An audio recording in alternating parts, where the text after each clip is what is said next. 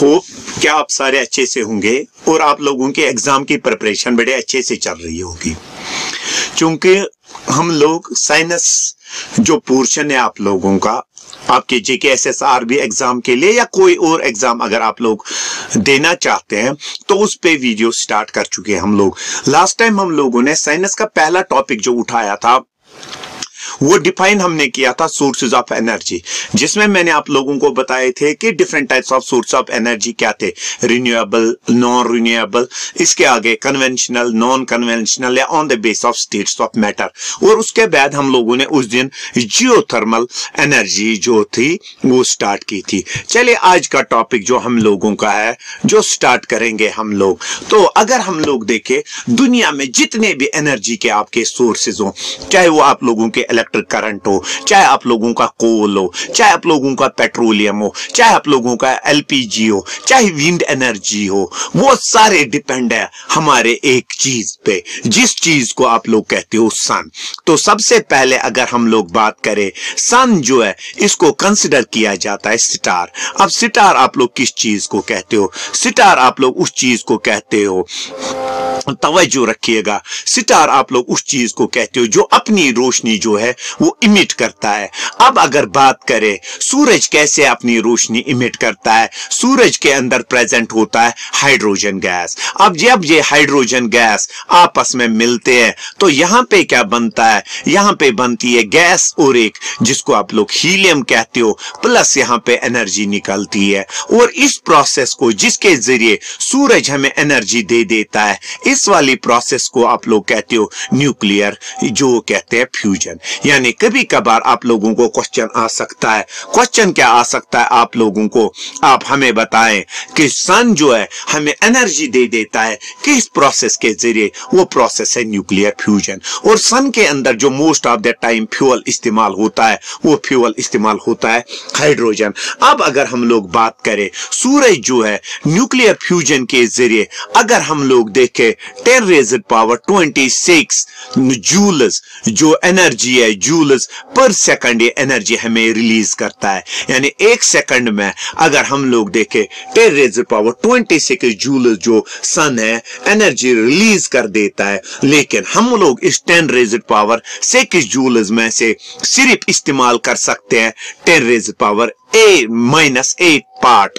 किसका? 10⁻⁻8 पार्ट इस 10⁻26 जूल्स का जो एनर्जी है हम लोग यूज कर सकते हैं। अब अगर हम लोग बात यहां पे करें सूरज से जो हमें एनर्जी मिलती है, तो यहां पे एनर्जी की बात आ गई तो सूरज से जो हमें एनर्जी मिलती है in the form of heat and light, उसको आप लोग यहां पे कहते हो what you call it as. जो हम लोगों का पहला टॉपिक होगा वो होगा सोलर एनर्जी। यानी सोलर एनर्जी हम लोग कहते हैं वो एनर्जी जो आप लोग डिराइव करते हो, एनर्जी डिराइव्ड फ्रॉम द सन। सबसे पहले याद हमें यही रखना है, एनर्जी डिराइव्ड फ्रॉम सन। इसको हम लोग उस समय क्या कहते हैं? What we call it as solar energy. अब यहां पे अगर हम लोग बात करें सूरज से जो हमें एनर्जी मिलती है हम लोग जनरली उसको कहते हैं लाइट। लाइट के जनरली हम लोग ले लेते हैं 3 फॉर्म्स। पहली वाली लाइट जो है जिसको हम लोग कहते हैं विजिबल लाइट, और विजिबल लाइट आप लोग उस लाइट को कहते हो जिसकी वजह से आप लोग देख सकते हो, और ये 7 कंपोनेंट से बनी हुई होती है, violet, indigo, blue, green, yellow, orange and red. Second one जो है जिसको आप लोग कहते हो अल्ट्रा वायलेट रेज। ये अल्ट्रा वायलेट रेज भी हमें सूरज से ही मिलती है, लेकिन ये जमीन पे नहीं पहुंच पाती है क्योंकि इनको एब्जॉर्ब कर लेता है ओजोन। और उसके बाद अगर हम लोग देखें दूसरी वाली लाइट जो है जिसको हम लोग कहते हैं इंफ्रारेड, यानी अगर आप लोग सूरज की लाइट में बैठते होंगे तो हमें हीटिंग इफेक्ट वहां पे मिलता है। वो हीटिंग इफेक्ट जो है वो किसकी वजह से हो जाता है? हीटिंग इफेक्ट होता है इंफ्रारेड रेडिएशन की वजह से।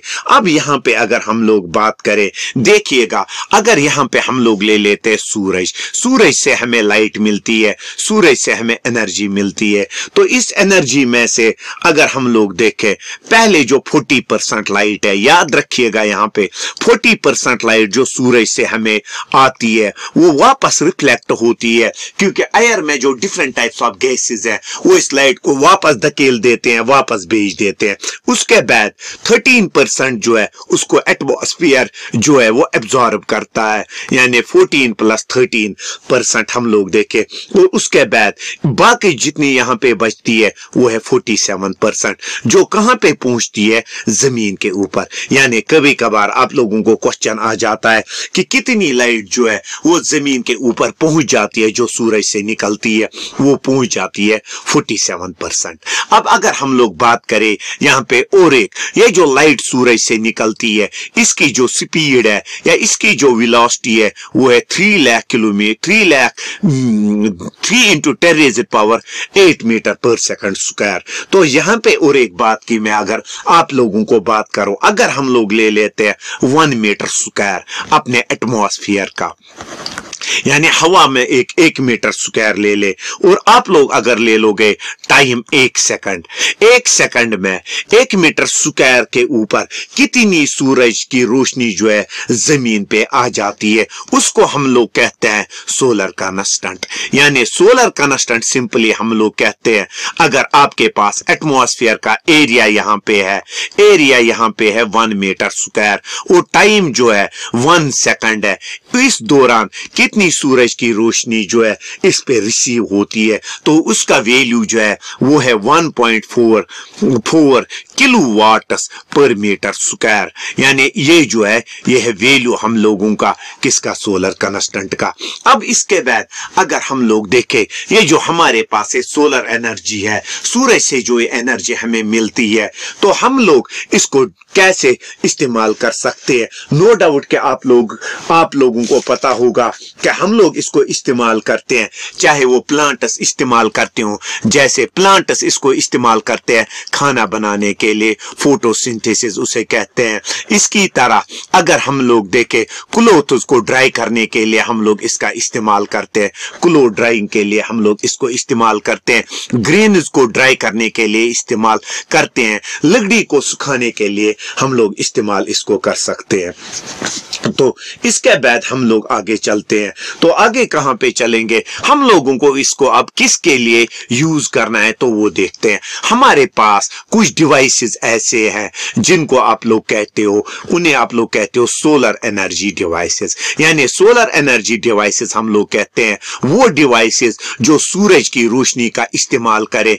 किसके लिए इस्तेमाल करे, इस्तेमाल उसका किसके लिए करे, काम करने के लिए। That is devising uses solar energy, devices using solar energy. चलिए आज हम लोग इसी पे बात करते हैं, कौन कौन सा डिवाइस ऐसा है जो सूरज की रोशनी का इस्तेमाल करता है। सबसे पहले हमें जो आ जाता है वो आ जाते हैं हमें सोलर कुकर्स। चूंकि आप सबको पता है कुकर हम लोग किसको कहते हैं, कुकर आप लोग उस डिवाइस को कहते हो जिसके अंदर हम लोग खाना पकाते हैं। जैसे गैस के ऊपर आप लोग कुकर रखते हो या आप लोग हीटर के ऊपर कुकर रखते हो, लेकिन यहाँ पे हीटर का इस्तेमाल नहीं करना है, यहाँ पे सूरज की रोशनी का हमें इस्तेमाल करना है। कौन सी सूरज की रोशनी का इस्तेमाल करना है, इंफ्रारेड जो है हम लोगों की, उसी का इस्तेमाल हमें करना है खाना पकाने के लिए। तो उस वाले डिवाइस को कहेंगे सोलर कुकर। दैट इज, ये क्या करता है, इस्तेमाल यूजेस इंफ्रारेड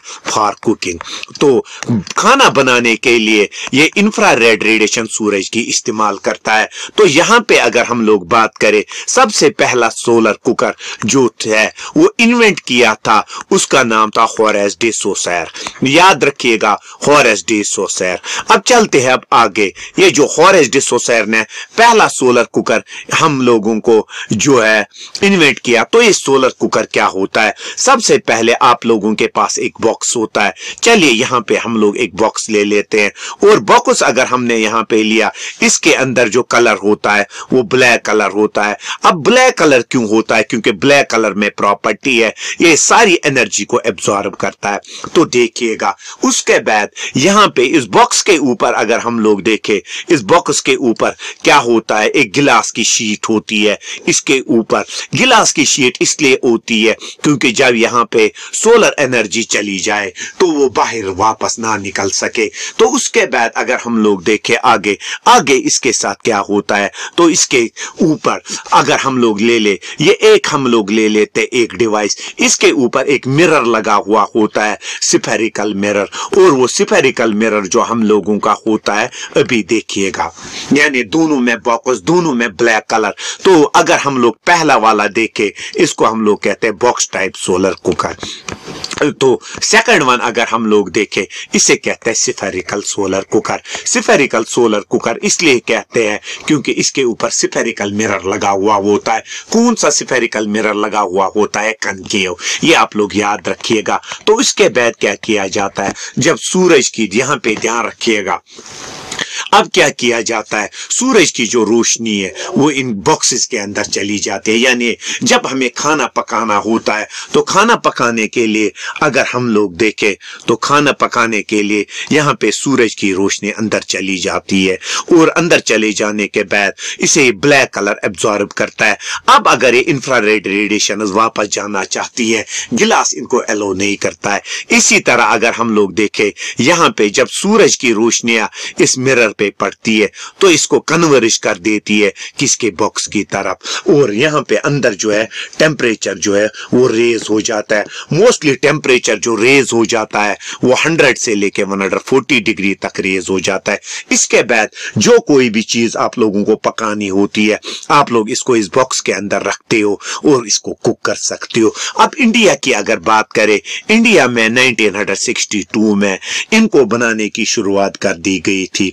अब अगर यहाँ पे हम लोग देखें, ये जो सोलर कुकर हम लोगों ने इसको हमने खाने के लिए इस्तेमाल किए, लेकिन इसके कुछ ड्रॉबैक्स हैं। ड्रॉबैक नंबर पहला जो है, इसको आप लोग क्लाउडी वेदर के दौरान इस्तेमाल नहीं कर सकते। नेक्स्ट वन अगर हम लोग देखें, you can not use it during the night, ठीक है ना, ये नाइट के दौरान आप लोग इस्तेमाल नहीं कर सकते हैं। ये तो हम लोगों ने बात करी यहाँ पे एक डिवाइस की, जिस डिवाइस को हम लोग कहते हैं सोलर कुकर, जो सूरज की रोशनी का इस्तेमाल करता है। इसी तरह अगर हम लोग देखें, हम लोगों के पास अब हमें इलेक्ट्रिक करंट चाहिए, तो हमारे पास एक डिवाइस है, जिस डिवाइस को हम लोग कहते हैं सोलर सेल। सोलर सेल किसको आप लोग कहते हो? सोलर सेल आप लोग कहते हो उस सेल को जो कन्वर्ट करे, किसको? सोलर एनर्जी को कन्वर्ट करे, किस में एनर्जी कन्वर्ट करे? करंट में, दैट्स कन्वर्टर्स। अब अगर देखें कन्वर्टर्स, सोलर एनर्जी यानी सूरज की रोशनी को किस में कन्वर्ट करती है energy? Converters convert solar energy into current. ध्यान रखिएगा। उसके बाद अगर हम लोग देखें, सबसे पहली सोलर सेल जो है इसको बनाया गया 1954 में। अब अगर हम लोग देखें जो पहली सोलर सेल बनाई गई थी, तो ध्यान रखिएगा 1954 में। अब अगर हम लोग देखें हमें कौन कौन सा मटेरियल चाहिए, मटेरियल जो सोलर सेल को बनने में हमें मदद करे, उन वाले मटेरियल को आप लोग कहते हो सेमीकंडक्टर्स। अब सेमीकंडक्टर्स में जो पहली चीज आ जाती है, जो सबसे ज्यादा इस्तेमाल होती है, वो होती है इस्तेमाल सिलिकॉन सबसे ज्यादा, क्योंकि इस सिलिकॉन की जो एफिशिएंसी है 25%, यानी जब इसके ऊपर सूरज की रोशनी पड़ती है, ये 25% सूरज की रोशनी को कन्वर्ट कर सकता है। किस में कन्वर्ट कर सकता है? करंट में। अगर हम लोग 2 सेंटीमीटर स्क्वायर, याद रखिएगा 2 सेंटीमीटर सिलिकॉन ले ले, तो वो हमें क्या करता है? 0.7 जूल्स पर सेकंड की रेट से वो हमें करंट जो है वो प्रोड्यूस कर सकता है। यानी पहली वाली चीज जो आप लोग इस्तेमाल करोगे वो आप लोग इस्तेमाल करते हो सिलिकॉन। इसके अलावा आजकल अगर हम लोग देखें, आजकल जर्मेनियम का भी इस्तेमाल होता है, या पहले अगर हम लोग बात करें, हम लोग सिलेनियम का इस्तेमाल करते थे। किसके लिए इस्तेमाल करते थे? इस सोलर सेल को बनाने के लिए। अब अगर हम लोग बात करें यहाँ पे इस सोलर सेल की बात करें, तो सोलर सेल को बनाने के लिए सबसे पहले हम लोगों के पास होता है सोलर पैनल। अब सोलर पैनल में क्या होता है? सोलर पैनल में हमें छोटे छोटे वेफर्स होते हैं, छोटे छोटे पीसेस होते हैं, किसके? सिलिकॉन के, और उसको कनेक्ट किया जाता है। वो एक दूसरे के साथ कनेक्ट होते हैं। किसके जरिए कनेक्ट होते हैं? सिल्वर के जरिए, क्योंकि सिल्वर जो हम लोगों का है, सिल्वर माना जाता है दुनिया का बेस्ट कंडक्टर। ठीक है ना? यहाँ पे क्योंकि यहाँ पे सिल्वर वायर्स इनको कनेक्ट करती हैं। ये जो हम लोगों की सिल्वर वायर्स है यहाँ पे, तो सिल्वर वायर जब इनको कनेक्ट करती है, कनेक्ट करने के बाद क्या किया जाता है, कनेक्ट करने के बाद इनको एक गिलास शीट के अंदर बंद किया जाता है। तो देखिएगा गिलास शीट के अंदर जब आप लोगों ने बंद किया, इसके बाद यहाँ से क्या निकाली जाती है, यहाँ से दो वायर्स निकाली जाती है और ये जो दो वायर्स है आपके बैटरी के साथ कनेक्ट होती है। किस बैटरी के साथ? एसिड स्टोरेज बैटरी के साथ, जो घर में हम लोगों के ऑर्डिनरी बैटरी होती है। अब अगर यहाँ पे इस एक पीस की बात करें, इस एक पीस को आप लोग कहते हो सोलर सेल।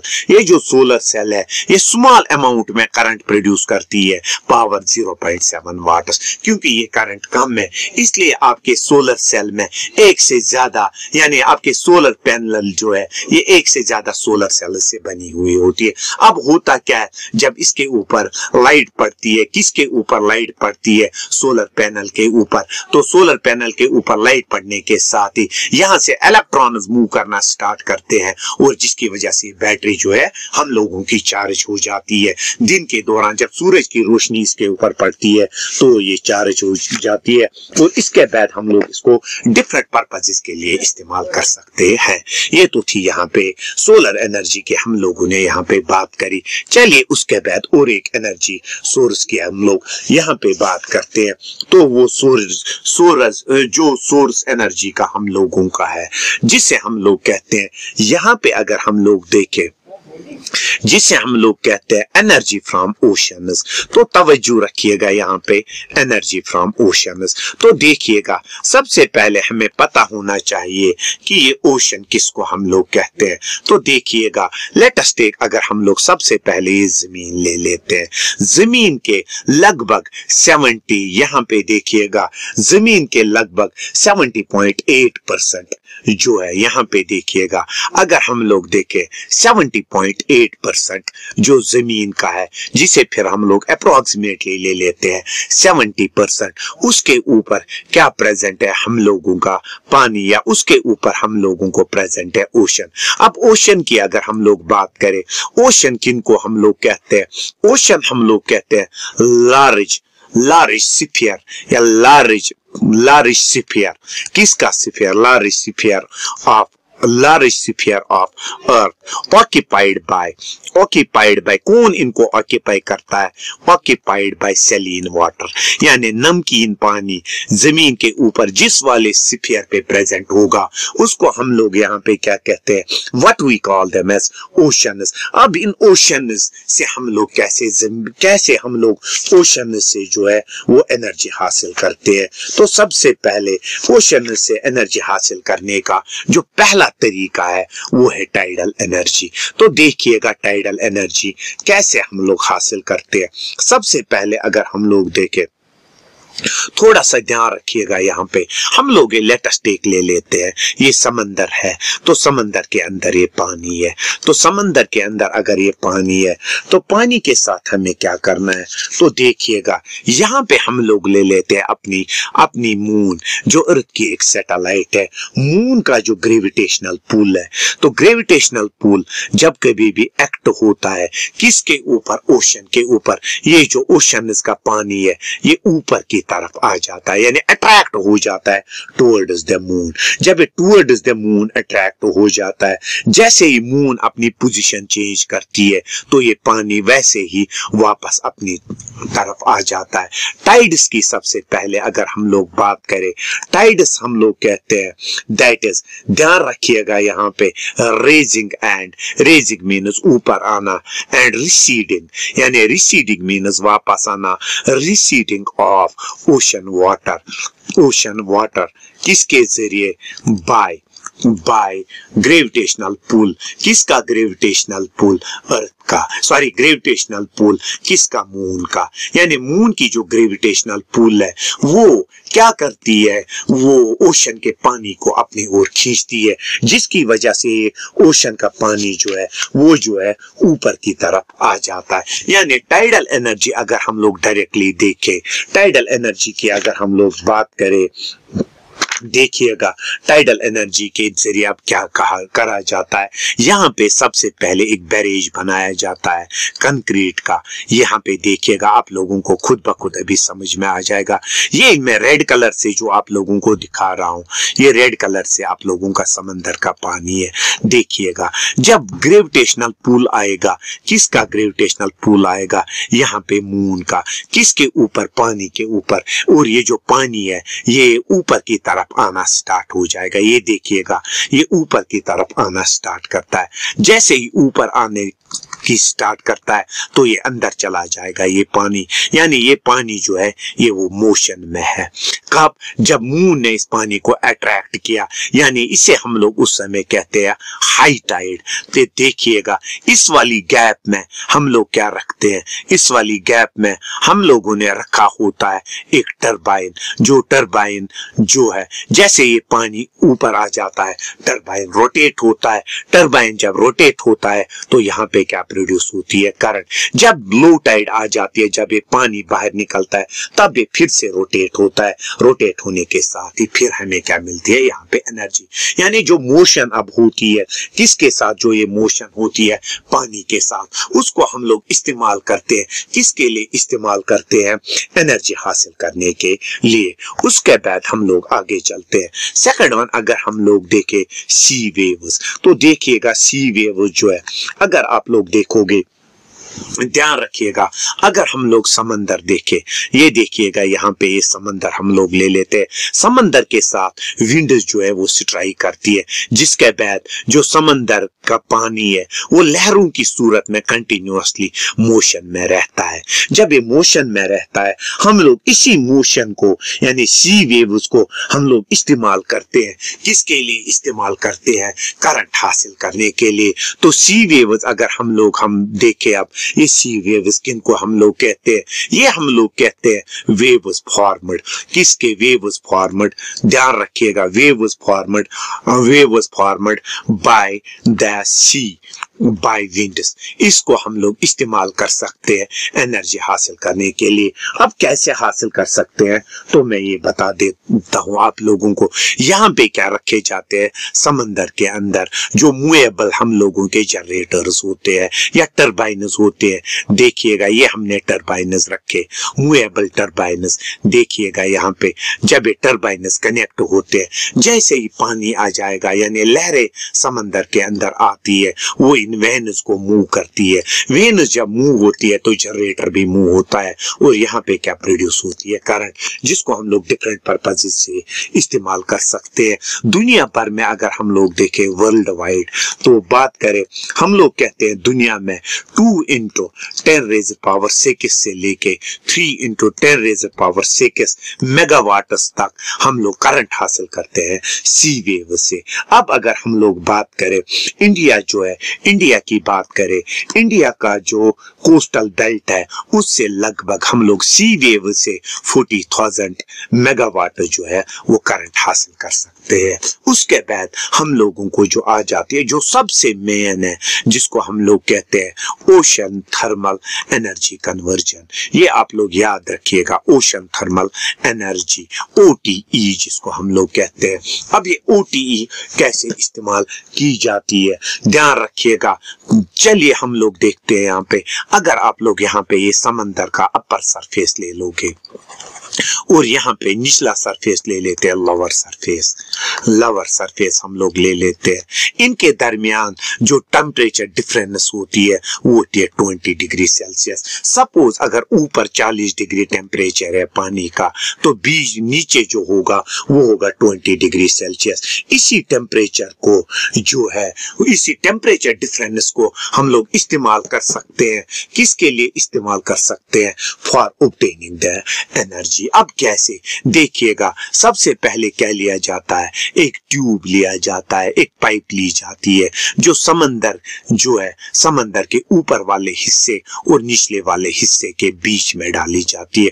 उसके बाद अगर आप लोग देखोगे, इसके अंदर या तो डाला जाता है इस पाइप के अंदर अमोनिया, या इसके अंदर डाला जाता है क्लोरोफ्लोरोकार्बन और अंदर डाले जाते हैं टर्बाइन्स। तो देखिएगा, जैसे ये अमोनिया या क्लोरोफ्लोरोकार्बन अपर अपर सरफेस पे जाता है जहां पे वार्म टेम्परेचर होता है तो ये स्टीम में कन्वर्ट हो जाता है और टरबाइन को रोटेट करता है तो ये किस में करंट हो जाती है, कन्वर्ट करंट में। जैसे ही ये क्लोरोफ्लोरोकार्बन या अमोनिया जो है लोअर सरफेस में आ जाता है, ये लॉस करता है हीट। जब ये लॉस करता है हीट तो ये वापस लिक्विड में कन्वर्ट हो जाता है और जब ये अगेन ऊपर वाले वार्म एरिया में चला जाता है वहां पे ये अगेन स्टीम में कन्वर्ट होता है और हम लोग इसको जो है ये कन्वर्ट कर सकते हैं करंट में। और मिनिमम जो डेप्थ होती है वो होती है 200,000 मीटर्स होनी चाहिए डेप्थ अपर और लोअर सरफेस के दरमियान, यानी ओशन थर्मल एनर्जी कन्वर्जन हम लोग कहते हैं।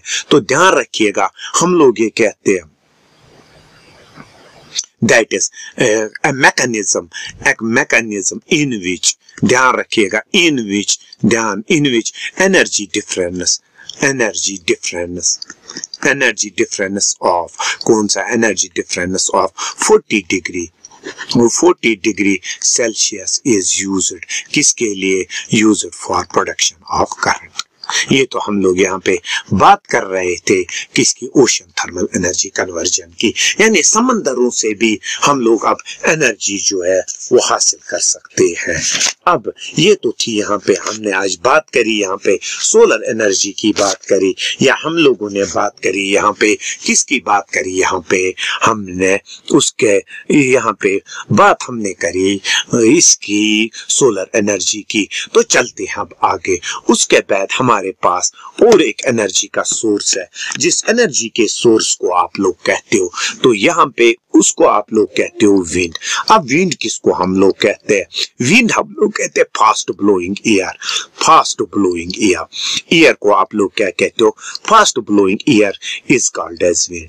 यानी हमारे पास जो अगर तेज हवा चल रही होती है इज कॉल्ड विंड, उसको हम लोग उस समय कहते हैं विंड। अब विंड की अगर बात करें तो विंड कैसे बनती है एक जगह से दूसरी जगह, देखिएगा सिंपल सा एक लॉजिक है इसके लिए। देखिएगा यहाँ पे हम लोग ले लेते हैं एरिया ए और एरिया बी। अब एरिया ए जो है इस पे सूरज की रोशनी ज्यादा पड़ रही है और यहाँ पे अभी ये जमीन का हिस्सा सूरज से दूर है। जब कभी भी किसी भी जगह टेम्परेचर ज्यादा होता है तो एयर रेयर हो जाता है, यानी ये मॉलिक्यूल्स दूर हो जाते हैं और बी वाले एयर में डेंसर है, यानी चूंकि टेम्परेचर कम है तो एयर के मॉलिक्यूल्स एक दूसरे के नजदीक है और इसकी वजह से क्या हो जाती है, प्रेशर डिफरेंस। जब ये प्रेशर डिफरेंस हो जाती है तो एयर मूव करना स्टार्ट करता है एक जगह से दूसरी जगह। यानी पहला सबसे बिगेस्ट रीजन जो है ये विंड कैसे बनती है, विंड हम लोग कहते हैं कि विंड बनती है जब टेम्परेचर डिफरेंस हो जाती है दो एरियाज के बीच में। तो दो एरियाज के बीच में जो टेम्परेचर डिफरेंस हो जाती है तो उसकी वजह से जो है विंड बनती है। तो अगले वाले टॉपिक में हम लोग विंड के बारे में और जानेंगे। तब तक के लिए आप सब अच्छे से अपना एग्जाम प्रिपेयर करें और आप सबसे रिक्वेस्ट है कि चैनल को ज्यादा से ज्यादा शेयर सब्सक्राइब करना ना भूलें। शुक्रिया।